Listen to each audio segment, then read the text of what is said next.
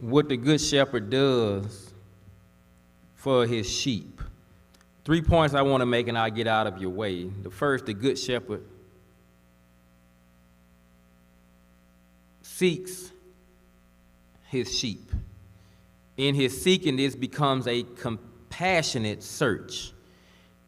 Yeah, there was just one sheep that was missing, but yet the shepherd still went. Child of God, I just come to tell you that when you are Jesus Christ's sheep, he's still seeking you out. When other folks get off the trail, when other folks don't care about what you have going on, when other folks don't care about you, you are lost out in a dark world, Jesus Christ still is concerned about you. In his seeking of the sheep, this becomes a costly search. For the shepherd, the search was dangerous and death was a possibility. For the good shepherd, the death was an absolute one. You put yourself in harm's way. And if you love them enough, if you care about them enough, then you are going to stay on the search. In his seeking his sheep, this becomes a consistent search. The shepherd did not stop until his mission had been completed and the sheep had been found. Jesus did not stop on his quest until he was able to cry out on Calvary, "It is finished." Child of God, that's what I love about Jesus Christ, that he's consistent in what he done. And if we are going to be followers of Jesus Christ, and if we are going to seek his sheep, then we too have to be consistent in our search for those that are lost. Point number 2, I want to talk about the good shepherd saves his sheep. What I love about this is the text does not say if he finds it. It says when he has found it, the saving of the sheep is an absolute certainty. Everyone the Father has chosen will be saved. When God chooses to save his sheep, here we see that the sheep is rescued. See, the sheep has been found and is rescued from the danger in which it had been. See, the word save means to rescue from all harm and danger. This is what the good shepherd does for all of his sheep. What I love about that is God doesn't discriminate as to who he's going to save. He doesn't matter what color of skin you have. He doesn't matter what neighborhood you live in. It doesn't matter what school you go to. God is trying to save all of his sheep. All of God's sheep are delivered from the penalty and the power and ultimately from the very presence of their sins. The good shepherd saves his sheep, and as he's saving his sheep, the shepherd is rewarded. See, what I've come to find out, that his labor has not been wasted, and he returns to the fold with the very thing that he went after. And what I love about that, child of God, is when we start out on a mission, when we start out on a project, when we create these ministries in the church and we create these circles and we say we are going out to search for those that are lost in their sins and those who don't know about the power of Jesus Christ and that Jesus is God's only begotten Son and he came down through 42 generations to save man from their sins.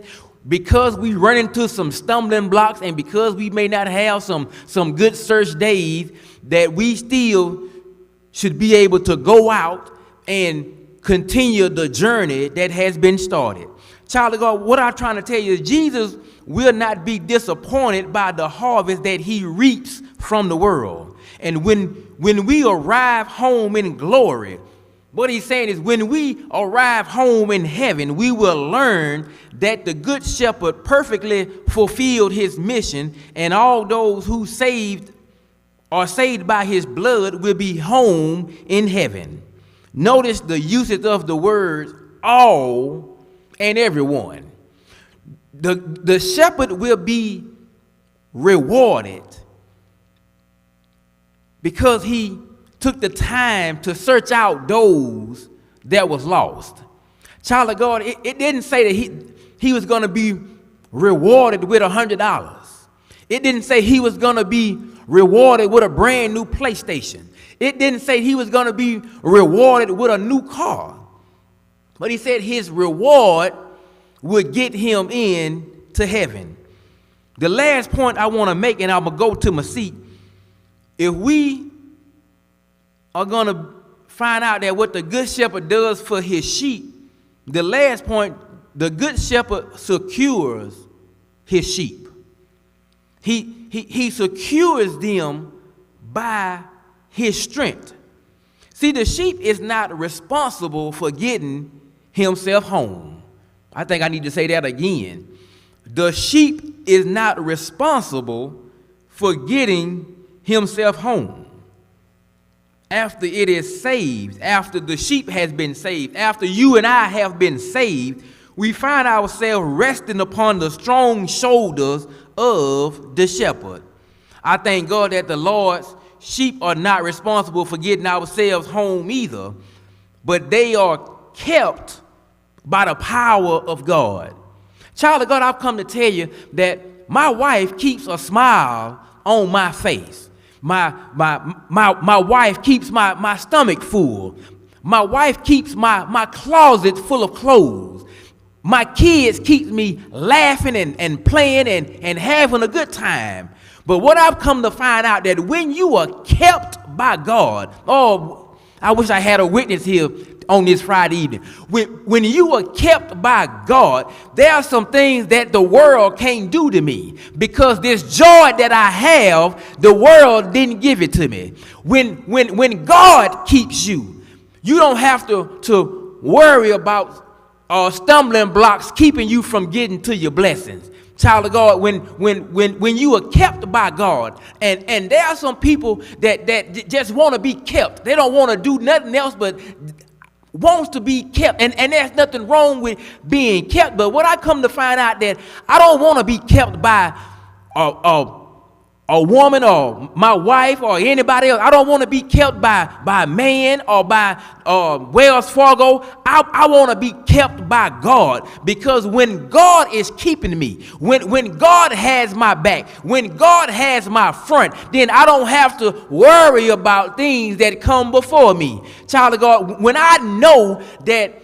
my Redeemer lives, when I know that I'm a child of the King, when I know that my hand is in God's hand, when I know it's God that is keeping me, and I'm not keeping myself, then there's a smile down on the inside. See, when God is keeping me, I'm able to have the activities of my limbs. When God is keeping me, I'm able to breathe the fresh air that God has placed in the atmosphere. When God is keeping me, I don't have to worry about how folks try to stab me in my back. When God is keeping me, I don't have to worry about people digging ditches for me. When you are kept by God, when you are kept by the Master, when you are kept by the King, then there are some things that you don't even have to worry about. Child of God, I come to find out that he secures us by his stamina. Yes. The shepherd was able to lift the sheep and bear it on his shoulders all the way back to the fold. What I've come to find out, child of God, and I want to dissect that it doesn't matter how far you have gotten away from the fold. It doesn't matter how far you have gotten away from the word. It doesn't matter how far you have gotten away from the church. It doesn't matter how far you have gotten away from God the Father. When the shepherd is coming after you, when the shepherd loads you up on his shoulder, when he's loading up your problems, your situations, your downfalls, your setfall, your pitfall, and whatever you have going on, God will put it on his shoulders. He will bring you back to the place that'll put a smile on your face. Child of God, I've just come to tell you on this Friday night that when you've gotten into a dark place, and when you have gotten into the corner, when you have been pinned in and you can't see your way out, I've come to find out that God will come and see you through. God will load you up. God will reach down and pick you way up, and he will bring you back to your place of peace. He'll bring you back to your peace, your place of happiness. He'll bring you back to the place that will put joy in your heart.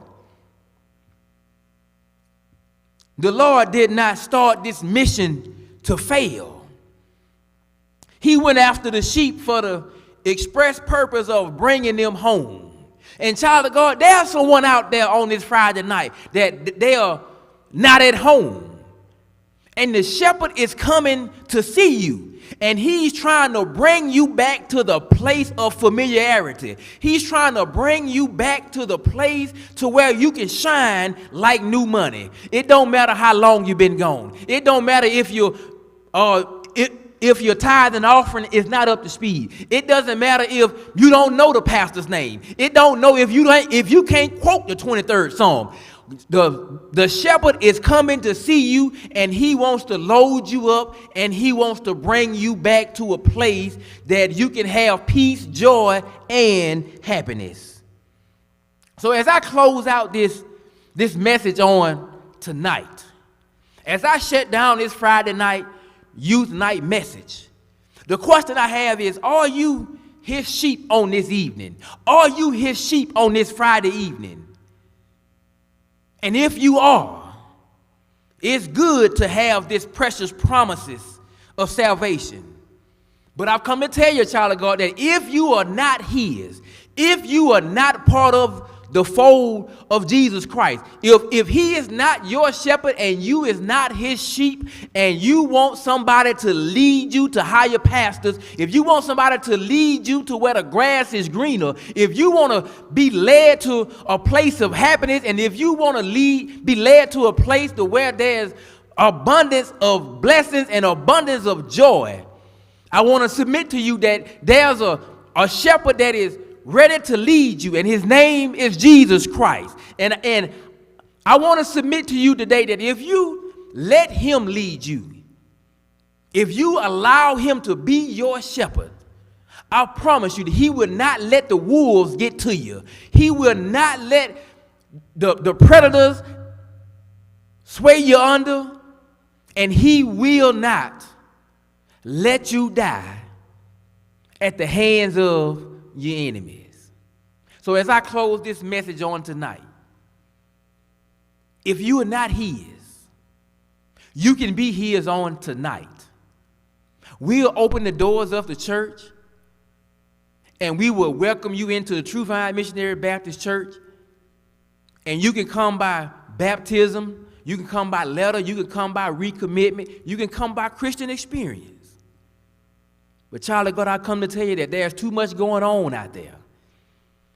It's too much to not have a shepherd in your life. I submit to you that while the blood is running warm in your veins, that you are still able to breathe and you are still in your right mind. You don't have to join a gang. You don't have to have a pimp. You can join the church, and you can be a part of Jesus' flock. May the Lord bless you. May the Lord keep you, is my prayer. I hope to see you back here Sunday morning, 9 o'clock, for a strong word from our pastor. May the Lord continue to bless you and keep you on this Friday night. May God bless you.